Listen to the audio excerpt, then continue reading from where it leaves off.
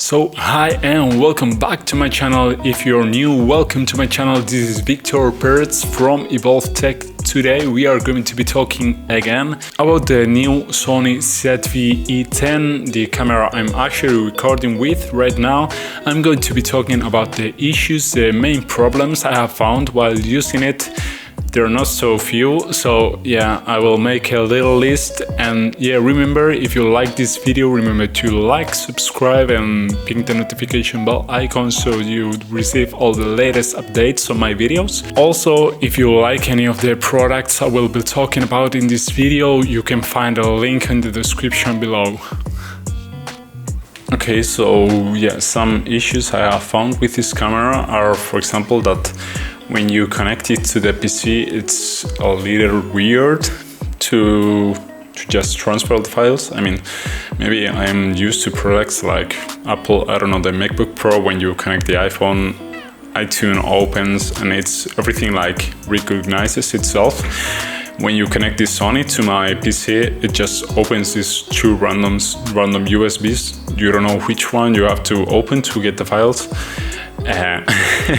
And yeah, you just have to navigate inside and try to figure out where the files are. And it's not the, I mean, you would think it's the Sony. It's not Sony. You have to go the other way. You would think it's in the SIM, like in every phone. It's not there. It's in private, and yeah, it's a little complicated for me.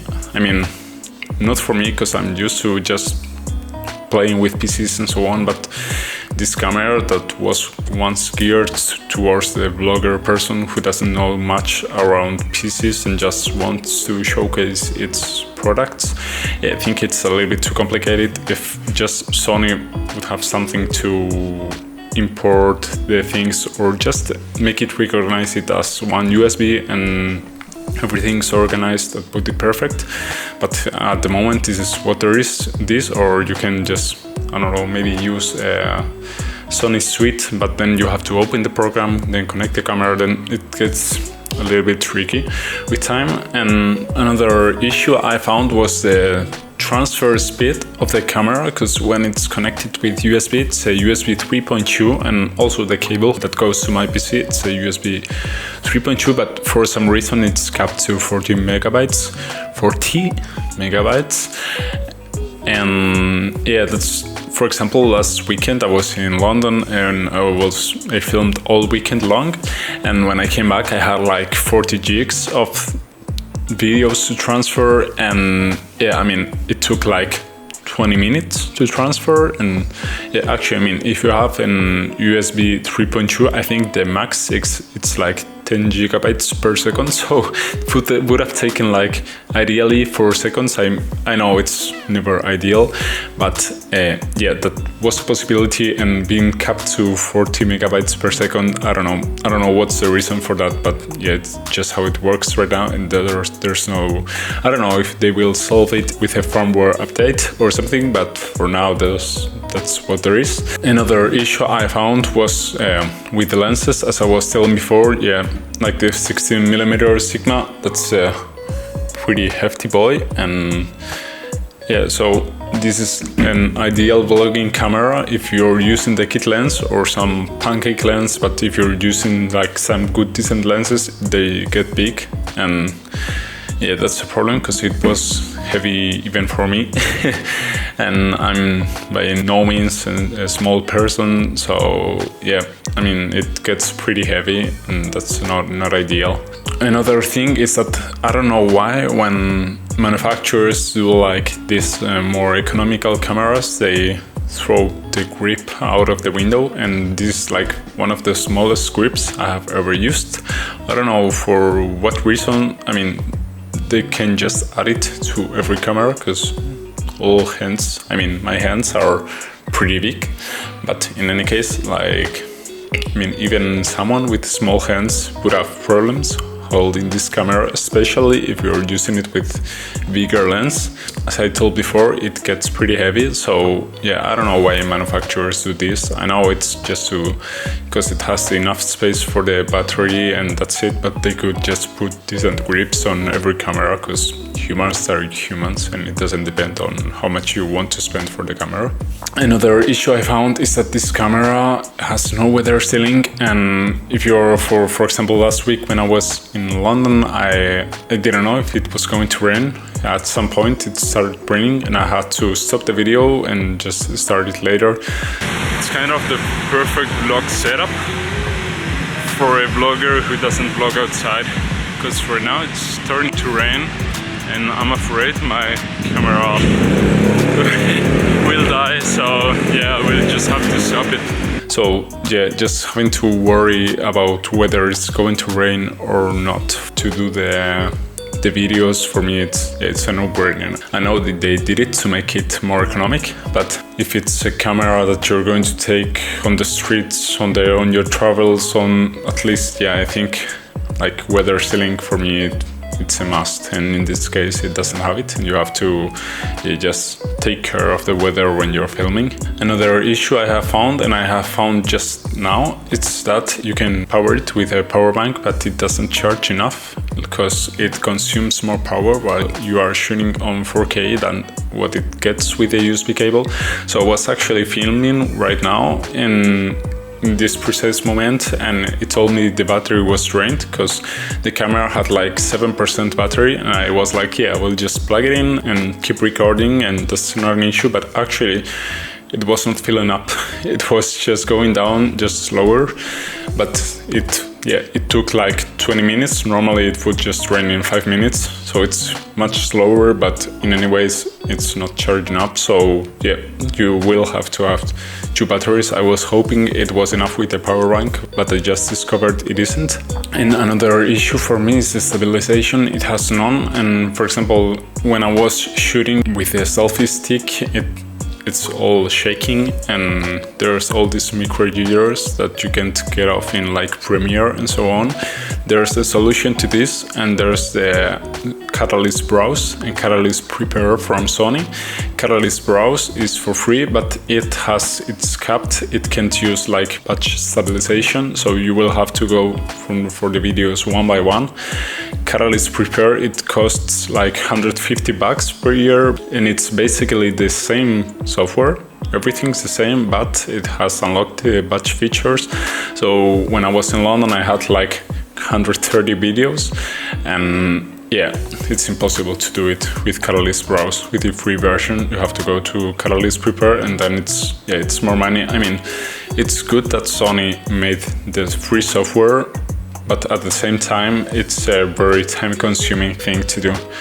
Like, when I tried to do like a 9 minutes of video, it took like 25 minutes to process all these 9 minutes of video and to export them. So it's another 20 minutes that you have to wait while doing nothing until it processes all those videos. I then tried to do it like for the whole trip of London. That's like 130 videos, and the computer just crashed.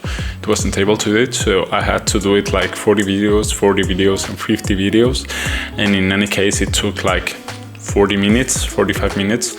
So in the end, processing all those 130 videos was like 1 hour and a half too. And yeah, that's not ideal.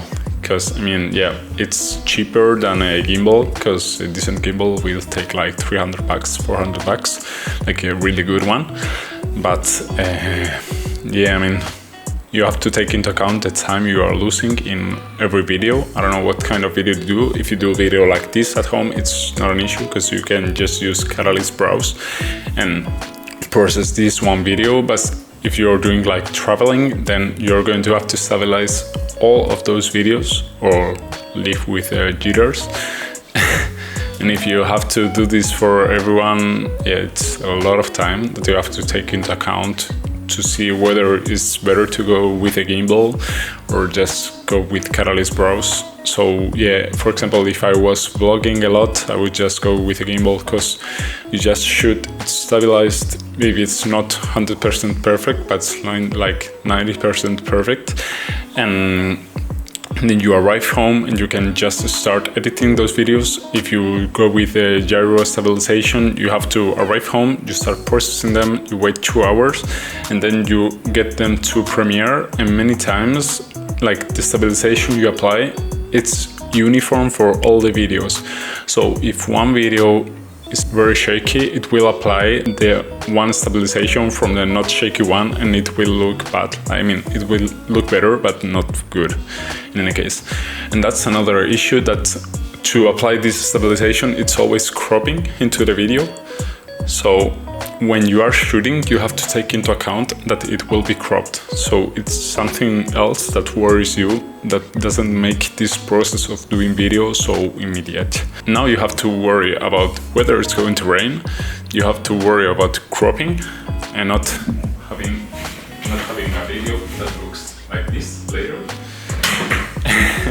And you have to worry about the battery too. So yeah,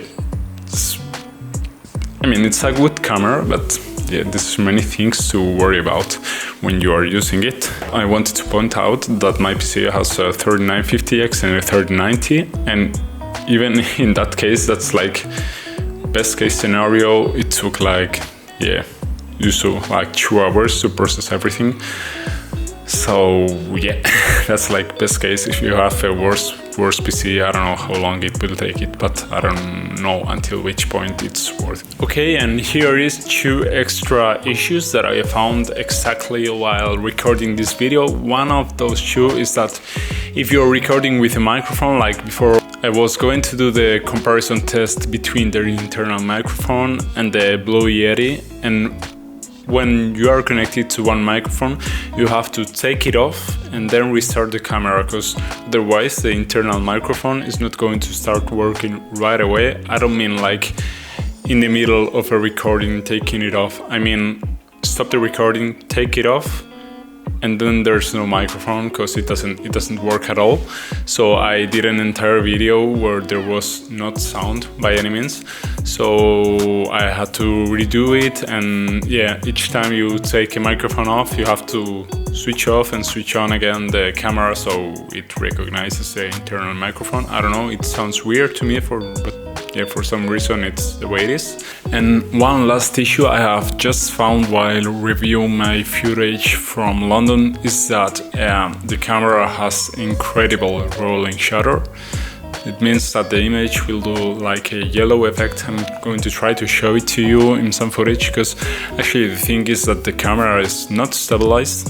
Neither the sensor or the lens are stabilized in this case. So the footage is all shaky. That means when you're panning horizontally, there will be a difference between the position on the low end and on the high end of the image. So there will be this out of phase image, and that's more visible when you are moving fast. So for example, if you are holding the camera in your hand and it's shaking, the movements will be very fast and very slow. And the fact that they are so fast will make this rolling shutter effect very apparent, as you probably can see from the footage. So as a conclusion, I love the camera. I love the idea of the camera, like having this small camera with all these features packed into it, like with a vari-angle screen, and being still able to change the lenses and adapt it to, it's like a mini A7S III, like a mini version of it. And also the good thing is that the sensor is the one from the 6000 series. It's actually pretty tried and tested. It's pretty good, but also that's also a negative thing, because it's the same old sensor that's actually there, I think, from the 5000 series. I don't know how many years it has, about maybe 5-6 years. Yeah, another thing I like is that it's pretty robust. I just took it to London in my bag with minimal protection. It has survived, has all the features you need for video. Another thing I don't like is that it has no viewfinder, but yeah, I mean, it's for doing video, so it's good. But yeah, I'm also a kind of photographer, so now I'm trying to get used to doing the pictures like a phone, just looking to the screen, and it's not ideal. But yeah, it's something you know when you get this camera. But for me, until now, it hasn't been a problem. I haven't taken that many pictures, but yeah, you can live with it. And one thought that I can take out of my mind is like, I don't know, I feel like something's missing in the lineup of Sony, because you have this camera that's geared toward videographers, bloggers, and the next video camera in Sony's lineup is the A7S III, because there's no exclusively video intermediate in the scale. I don't know why it feels weird for me, because you go from this one was like $800, A7S III is $4,000, and I feel like there's this space to be filled in the middle. Like for example, they could do like ZV 6600, like with weather sealing, with the bigger new battery, with IBIS, and it would still make perfect sense. Like you have all these extras, like for example the IBIS, when you're doing vlogging, it would probably save your life. Right now it sucks. And yeah, so I feel like this is a camera that has a lot of good things, but at the same time it fails in the basics. Like having no IBIS while you are vlogging on the street, walking with the camera in your hand. I mean, you're with the camera like this, there's no IBIS at all. I don't know. Having no weather sealing when you're walking in the street, vlogging with the camera. I don't know, having this battery that dies after half an hour of using it when you are in the street, you have nowhere to plug it in. I don't know, for me it's basic things that I know they want to make the product as cheap as possible, and it's very cheap for what it is.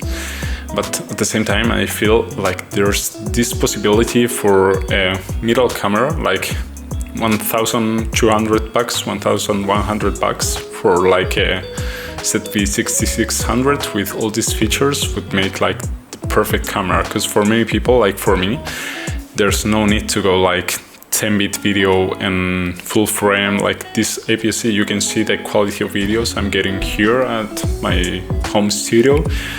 And for me, it's more than enough for YouTube, for blogging. So I have no need to go for a A7S III, but if I want to get all these features, like the variangle screen, there's no alternative in Sony lineup. So yeah, I feel, yeah, I don't know if they're working on something or they just didn't think about it, but for me, there's a clear possibility in there for a new camera. I hope maybe sharing these issues helped anyone to clear up their minds towards this camera. I really like it. I will keep using it, but yeah, take into account that's not perfect. But at the moment, for me, it's for the price, it's the best camera there is to do blogging and so on.